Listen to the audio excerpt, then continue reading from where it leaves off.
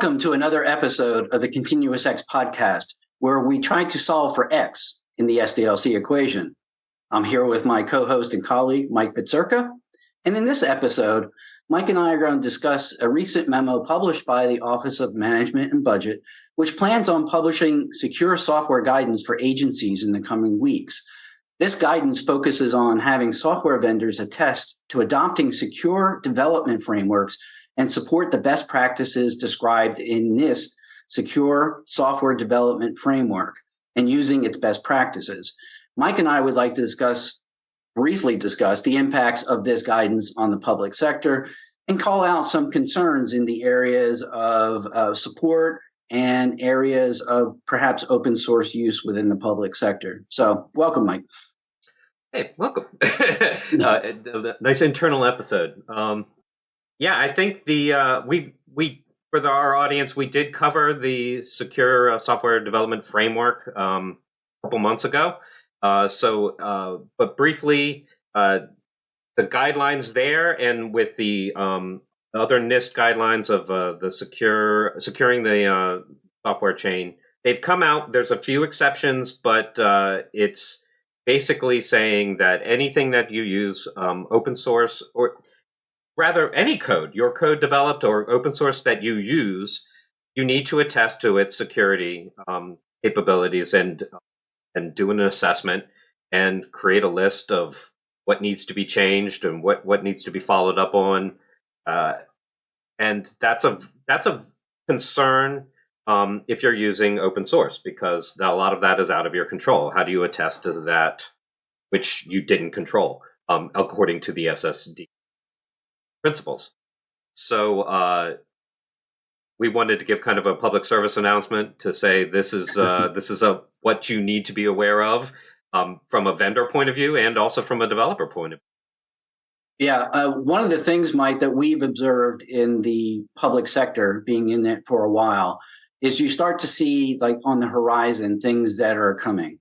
With the Biden administration coming in with their executive order focusing on the supply chain, as you mentioned, that was kind of the first shot over the bow, which created these guidelines and these edicts and memos and best practices, which, as developers ourselves and being part of enterprise systems, this is kind of like falling out of bed. This is standard practice that you should be following.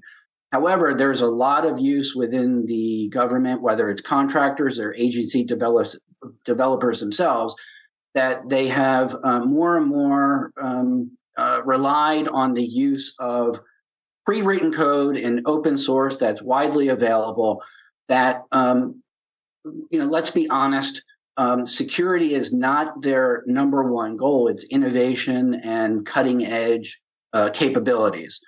And there is one forum that I read where one of the open source developers, which we love open source. We are very much practitioners and evangelists of using open source, because you're using what's in the field, engineers, subject matter experts that are focused on solving problems. But security is not one of them. And one of the quotes that I keep mentioning to Mike offline is, it's a soul-crushing activity to focus on security when you're developing open source. And Mike and I have some offline conversations about how that's true and how that's not true. But Mike, I wanted you to comment on that. Well, whereas I don't 100% agree with the overall sentiment, I get it. The security is vitally important, but when you're trying to do open source, remember, open source, the goal is to be innovation. It's trying to create something that's brand new. And if you do that and then you have to step back and do security, it's almost multitasking. Your brain is doing too many things at once. When you're just trying to get it to work, you don't worry about security. That's not to say you don't ever worry about security. That's something that should come later on. And so, to who this unnamed individual, I get it, but note that to use this product in any meaningful way down the line, security must be addressed. And I'm sure that person knows that. It's just Sure. that they can't be thinking about that at the same time. Although that being said, you can think about security while you're developing. It's a good idea, and you should be running scans to understand what are the security implications of what I just created. But when your mind's in full creative mode, it's testing, and security is almost a destructive mode. Your brain goes to then, I got to tear this apart and see how I can break it. And that's a different mindset. So that's why it's soul crushing.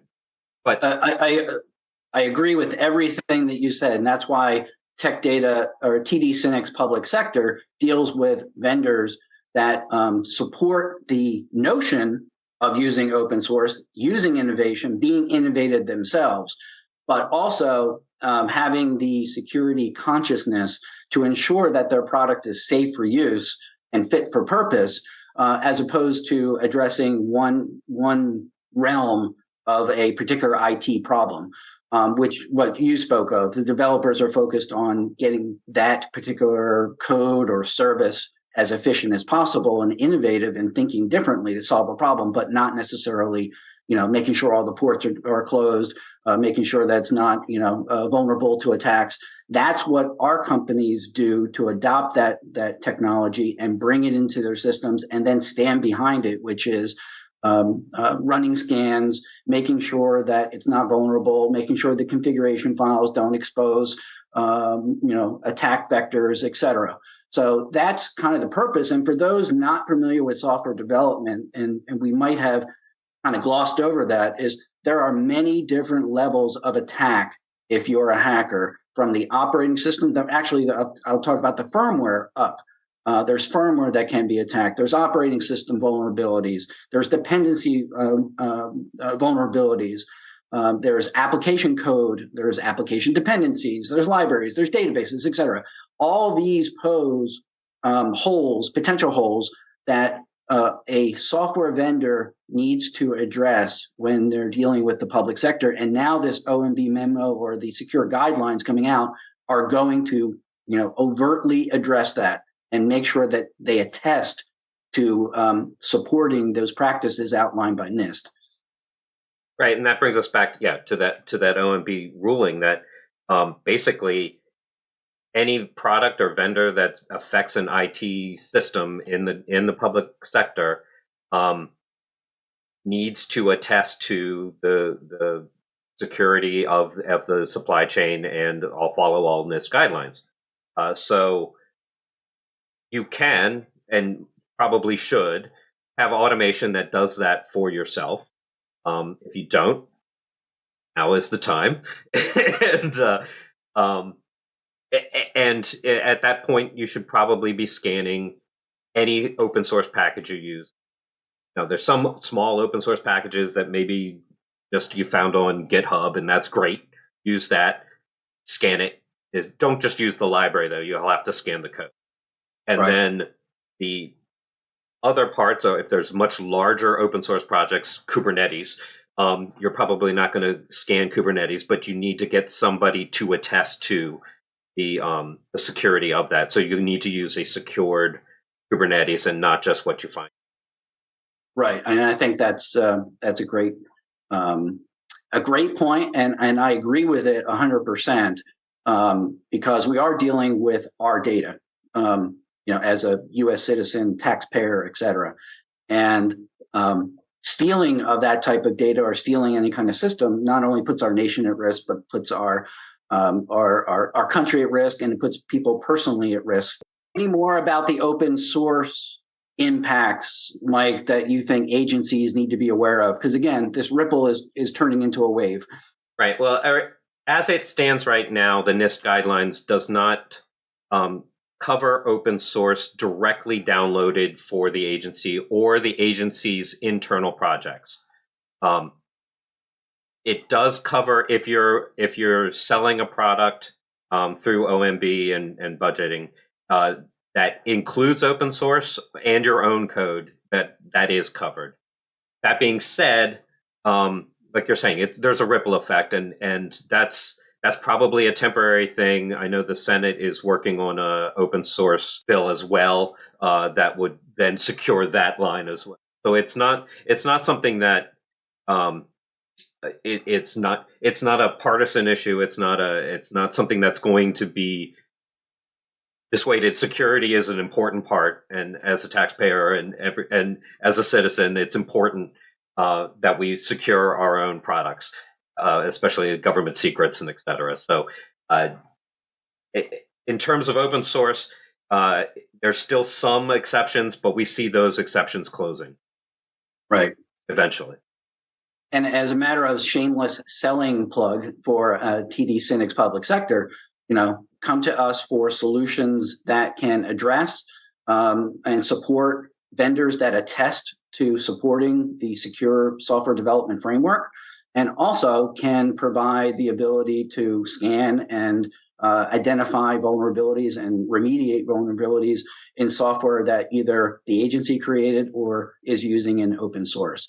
So please contact us, and we'd be happy to help. And thank you all for your time and attention. Stay tuned for upcoming episodes of the ContinuousX podcast, where we talk to community leaders, public sector entities, and we talk to IT vendors when we try to solve for X in the SDLC equation.